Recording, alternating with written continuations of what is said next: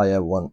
So before we get to the main subject, I think it's important to actually talk about a few things briefly, to at least understand where do they come from, what is this, what is that, at least, briefly, so that we know where we stand, and it will allow me to get to the main point.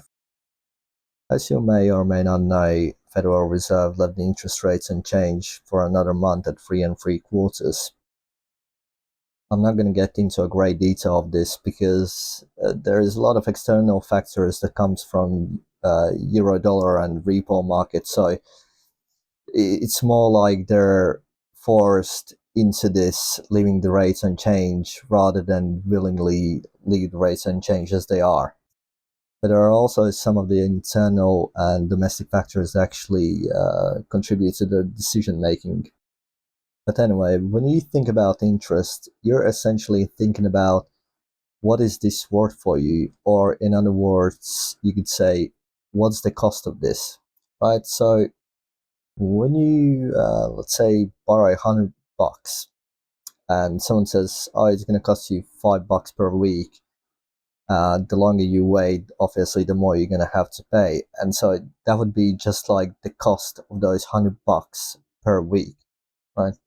So essentially, Fed decides what's going to be the cost of the money, even though in real capitalism, or let's say in free market capitalism, that shouldn't be the case. It should be left to the private sector and the individuals to decide what's the cost of the money. Because just because you're a central planner, it doesn't mean you know everything.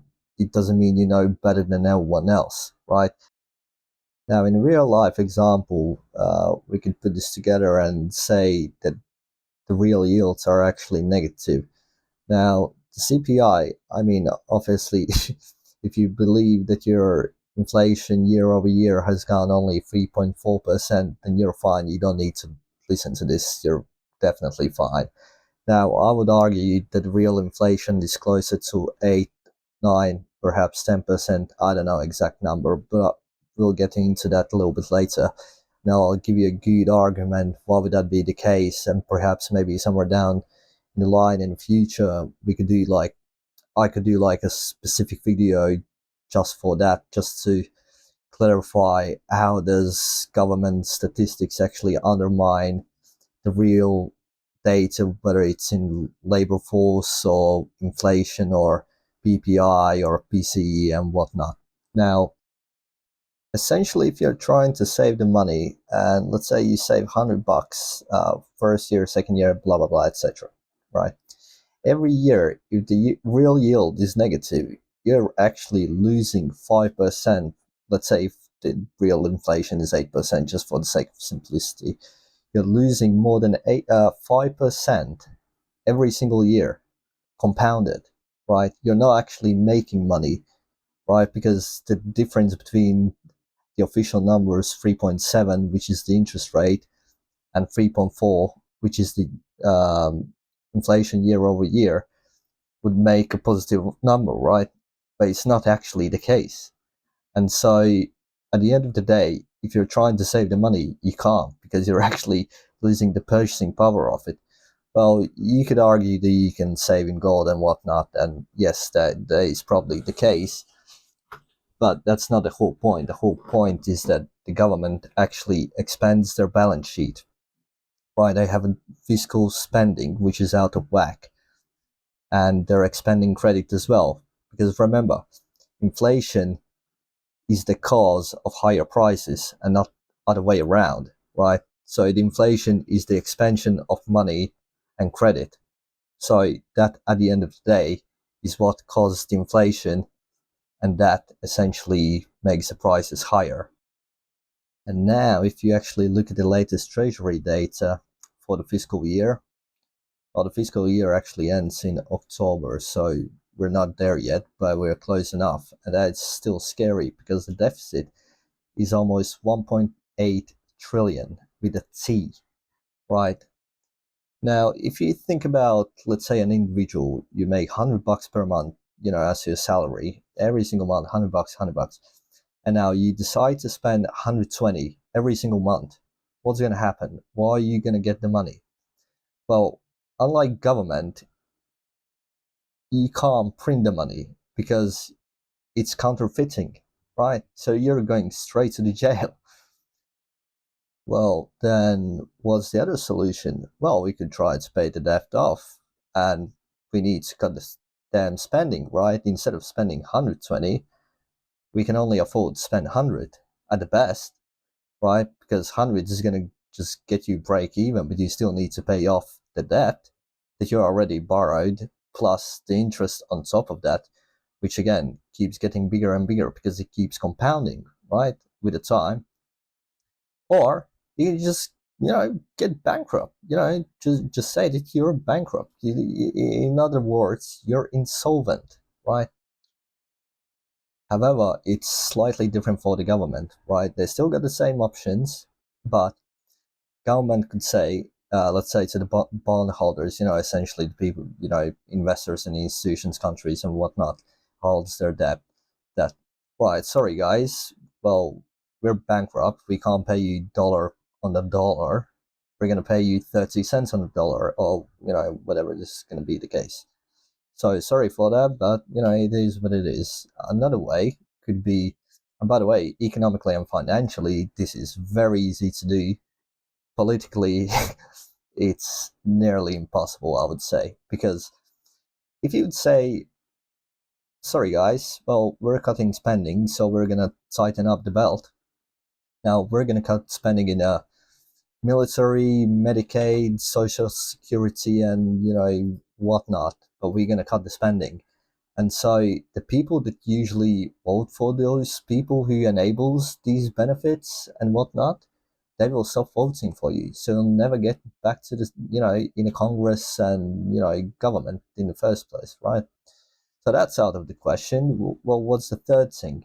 Well, we can always keep expanding the credit, keep expanding the money supply, and we are defaulting through the inflation, right?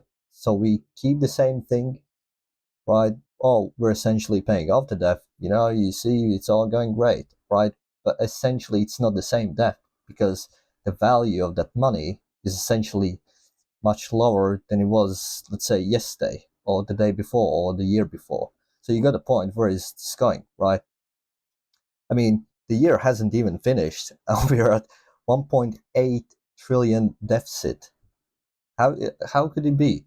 Well, it's simple because Trump passed a big beautiful bill. I mean, the Congress passed it. I mean, but it's essentially the same thing. They're on the Trump's team, and so you know there is not more to expect. But this is where it goes to, right? And it's 170 billion, which is 10% year over year than it was back in July 2025, and it's just thanks to that bill. And so far, the government has spent almost 6.3 trillion, and the fiscal year hasn't even changed, which is 309 billion more. In other words, 5% more than in 2025 July. Well, how is this sustainable? It's not, because what we're essentially already doing, we're defaulting through the inflation. We're just enabling the same thing over and over and over. And just because Republicans are holding the House and the Senate doesn't mean jack, because at the end of the day, they do the same thing as the Democrats, right? Because the whole spectrum is so far left that there is no actually center, or the right. So in July, in July alone, the deficit was 432 billion. And at the same time, Trump says he wants to increase the spending to the defense, but also he's going to be forced to pay a higher interest, right? Because again, I'll show you in a second, in a money supply has been expanding. Well, you can clearly see that, let's say, from 2020, the increase to today is about, I'd say, it's about like 50%, something like that. Let's say 50%. Well, that on its own, right, is the expansion, which then caused inflation, which then caused higher price, because essentially you get more money, or yeah, more credit and more money competing for the same amount or less amount of goods, because productivity doesn't go really up in this country because it's measured in money. And even though it says, oh yeah, the productivity is great, it's actually not great. It could be far, far better. But we can't have a great productivity if the labor force participation is getting lower and lower and lower, right? So meaning that there is less people in the economy that actually produces stuff, the manufacturers that provide services. And so, and also the Federal Reserve is still expanding the credit as well, because last year in November, there was some issues in private credit, which by the way are still here, and they're still having problems in the credit market. So they said, oh yeah, every month we're going to issue 25 to 50 billions in IOUs. And you're like, well, hold on a sec. Aren't you supposed to, get inflation down to 2%, which is, by the way, like, why 2%? Nobody goes to the store just to say, oh yeah, I'm not going to buy these tomatoes because they went up in the price by 2%. By 1%, right?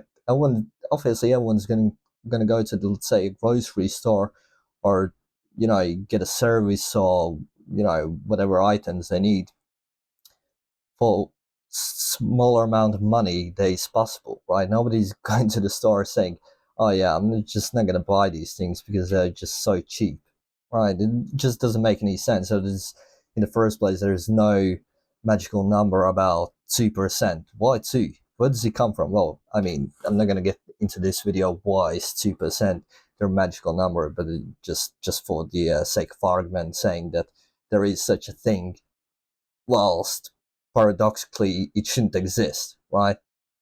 Now, as you may or may not know, there's also some external factors baked into the inflation. And there is one specific one I really want to touch on, because I think it kind of gives you like a forward-looking statement from the government, or specifically from the Treasury, uh, what's going to be in play, I guess, somewhere down in future. I mean, it's already in the play, but not to the great extent where it really, threatens to release like a massive inflation or something like along those lines, right? So, as you may know, Japanese is the biggest debt holder of USA. Now, they hold, I can't remember the exact number from my head, but they hold about 1 trillion US treasuries. Now, Japanese are having their own problems. May actually make a separate video on that, because the subject is so great that it's actually good discussing it. But yen is basically just losing its value. In very simple terms, to put it, the government of Japan needs to do something about it. Otherwise, everyone gets screwed, and so it's not great. Now, their intention is to sell treasuries, and I believe if things go as they are right now, and they've been going, they will be eventually forced to do so. And now, what Scott Bessent did, he intervened and said, hold on a sec, don't sell the treasuries, because again, if you sell the treasuries, right, as the value of the treasury goes down, you need the real interest sorry, as the treasury goes down, the face value goes down, the rates go up on the specific bond. Let's say 10-year, let's say they sell the 10-year or 2-year, whatever, and now instead of being, let's say the face value was 100, now it's 80, because obviously they're selling off. Now that means as the face value goes down, the rates go up, and obviously Americans can't afford higher rates. And so, on the other hand, you can think about it as Fed is actually trapped, even though the right thing it is to raise rates, they can't afford it, and they can't get the rates low, because it obviously unleashes more inflation, right? because money is cheap. And so what Scott Bessent did is he actually lent the money to Japanese through the repo, as far as I remember now. I haven't read this for like a week or so, but he lent the money to Japanese people so they don't need to sell their treasuries, U.S. Treasury holdings, and so USA can get away with it without completely destroying the bond market. Which again, if the bond market goes bust, so will the rest of the market, right? And it is so if the rest of the market goes down, it's gonna unleash like holy Christ, around the world. Because remember, everyone is part of the euro dollar system, and so if one place goes down, it's pretty much everyone else goes down, unless it's tempered, right, or there's some sort of intervention. While it's on a small scale, it doesn't really matter, but the importance is that US government is essentially ready to bail out Japanese, and that's going to cost a lot. However, it is not realistically possible because you just can't do it indefinitely, right? So whether they want it or not, Japanese will be forced at some point in time down the line, whatever, to sell US treasuries. So it's important to keep this in mind, because in the future we'll get more of this. I can guarantee you that. And well, we'll see how it plays out. Now, another thing I wanted to quickly touch on, since I mentioned productivity, is important to recognize that US as a country is getting less and less productive. Right? If you look at the labor force participation, the trend is clearly to the downside. And what it basically means is that we're producing less goods and services, and we have less entrepreneurship in USA. And what it basically does, it makes things less affordable. Or in other words, okay, as a side thing, we can say, yes, but we're importing goods, right? But at the same time, we're having a massive trade deficit. And why is that? It's because it's so more expensive to produce stuff in USA. So it doesn't make sense to start a new business, right? If you don't start a new business, you can't employ people. Hence the downtrend. And so what happens is we're essentially, as we know, there is a money and credit expansion. There is more money competing for the same or less amount of goods, even though the hole is plugged with the trade deficit. Basically we're importing stuff that we can't produce ourselves. And so that on its own is a bad looking statement. Because if you think about it, we could, well, as let's say US government claims, we could grow out from the debt via productivity. But how can we be more productive if we have less and less people continuously participating in the economy as employees or employers, right? So that's again a false statement. They keep claiming it's possible to do. Yes, it is, but it's for a big cost, right? So if you want to, let's say, produce shoes in America, well, just an example, I don't know actual numbers, but just an example, just so you get a point, is that if if let's say a pair of shoes cost me to produce $50, and I can, let's say, uh, I send it to a store and the margin is going to be, whatever, $20 if we sell for $70 in the store, and minus, the fees, blah blah blah, etc., you're left with some margin, let's say. But what if those shoes that cost $50 to make in the USA could be made for $30 in, let's say, Canada or China or Bangladesh or whatever? Obviously, as a business owner, you'll be more interested to move your units, your factories and warehouses to another country where it's cheaper to produce, ship them over, then sell them for a higher margin, because it makes more sense, doesn't it? Right? So that's a false statement the government claims, where it says, oh yeah, we can easily just grow out of that. Yeah, we can, but it's just going to cost you a lot. And let me just get to the final point. since everything we price in dollars, you could say, okay, Rob, what could I possibly do, in order not to lose money, or let's say save money?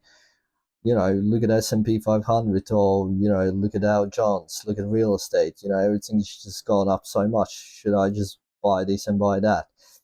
But the answer is that you're looking at the dollar terms, right? So yeah, in dollar terms, it looks like you're making in, let's say, S&P 500, as you see here, money forever, right? It's up since 2020 March. It's up 256%, 57, whatever. Now, that's in terms of dollars. Now, if you measure actually that the same period in gold, right? What is that? 15.73%. What is that? That is nothing between 6 years against inflation. So you're not actually making money. You're still losing money if you compound interest. If you compound inflation, and then you subtract the money that you made in S&P or Dow Jones or something, whatever, real estate. Now, my whole point is that by the design, fiat currencies is made to lose purchasing power over time. Now, it sounds harsh, and I wish it was different, but it may also be precise to say that the dollar is just doing what it was supposed to do in a long run. So it's just losing and losing purchasing power. And so the point that I made earlier about inflation being, let's say, 8% or 9, 10, 12, whatever you name it, but essentially not 3.4% year over year. If you look at import and export prices, which is a more accurate way of measuring inflation, and by the way, I can make a separate video on this as well somewhere down the line, if if I don't get anything to talk about, there is a boring week, no economic news or whatever. So if you look at the import prices, they're clearly more than 4%, more like 6 or 5 or whatever, right? So you take that and you take the export prices, right, which is also, let's say, 7 or 8%. Now, I know there is no many things included in the export and import prices, like real estate and whatnot. However, we import stuff and we consume those things, right? So that inflation from the imports still essentially touches your wallet. And so it goes for the exports, right? Because a country exports when it has surpluses of various things, or they have it's a great deal to do so because of this and that and that and that, whatever is the reason. But we consume the exports as well, right? Because we produce them, and so that way, and also because the trade between countries, whether it's Spain, China, Bangladesh, Russia, whatever you name it, is so large. It is relatively more accurate to look at the export and import prices and say the inflation is between this and that number, which is where you can get a more realistic number rather than 3.4% on CPI, what the government states, right? It's a faulty number. It's a facade, right? I mean, if there is going to be enough following somewhere down the line for this channel, I'll literally create my own CPI without all the faulty statistics, raw data, and we will be actually able to see it more accurately what the real inflation is.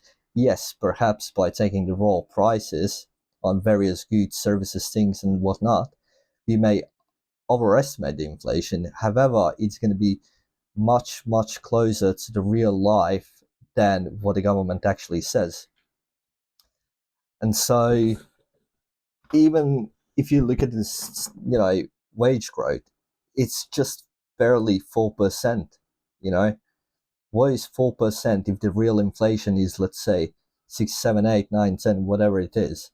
It's nothing. You're actually losing the money year over year, unless your unless your wages grows by, let's say, 10%, only then you're actually getting a real life wage increase, right? So the 4% barely touches, I mean, it actually loses the money year over year if this is the mean, right?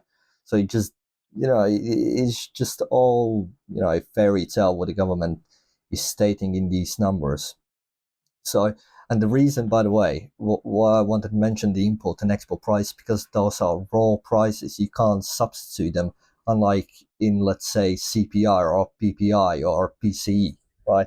Because in CPI, let's say if the beef or steak goes up stupid amounts, so essentially goes up a lot, government essentially takes it and replaces it with a chicken price, and that on its own, it's not the same basket of goods as it was before, because now we're taking a completely different item, and so it gives you a faulty view on what the actually price of the beef is, or the food, as they stated, so it's important to recognize these things, um, and recognize what the government actually is doing to your purchasing power, which, in other words, is crime, in my opinion. But anyways, that's it for today's video. If you could do me a favor and share this to the people that actually need to hear, whether it's your family, friends, or your colleagues, because it is in my interest to open people's minds about how things really are, rather than listening to the government and thinking that it's all true and whatnot. And there is also a lot of misunderstanding about economics and politics and whatnot, whilst in reality it's actually really simple. But the way they put things is to say, oh yeah, we're just the chosen ones, and nobody else can do our jobs and whatnot because we have finished Harvard and whatnot. So share this to the people you think need to hear this. Subscribe to the channel, and I'll see you next week. Bye for now.